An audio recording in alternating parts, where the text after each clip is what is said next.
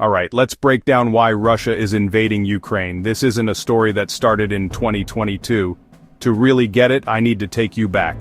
In 1991, the Soviet Union collapsed and Ukraine became independent. But here's the thing. Russia never stopped seeing Ukraine as part of its sphere of influence.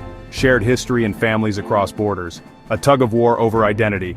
Fast forward to 2014. Ukraine's people protested and ousted their pro-Russian president, wanting to lean closer to Europe. Russia didn't like that, so they annexed Crimea, a strategic peninsula. Russia backed separatists in eastern Ukraine. That kicked off a war, and the tension never really cooled off.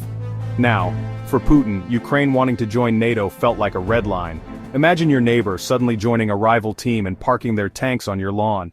So in early 2022, Russia launched a full-scale invasion. They said it was to protect Russian speakers and stop NATO expansion. But most experts, they see this as Russia trying to pull Ukraine back under its influence and stop it moving toward the west.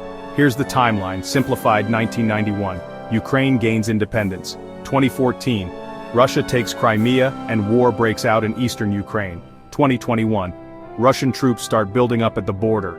February 2022. Russia invades, hoping for quick victory, but Ukraine fights back. Since then, it's been brutal. Cities bombed, millions forced to flee. But Ukraine's resistance surprised everyone, and the West threw in support, money, weapons, sanctions on Russia. So why does Russia care so much? Power, security, history. Ukraine moving toward Europe threatens Russia's grip on the region, and even challenges Putin's hold on power at home. But for Ukraine, it's about freedom.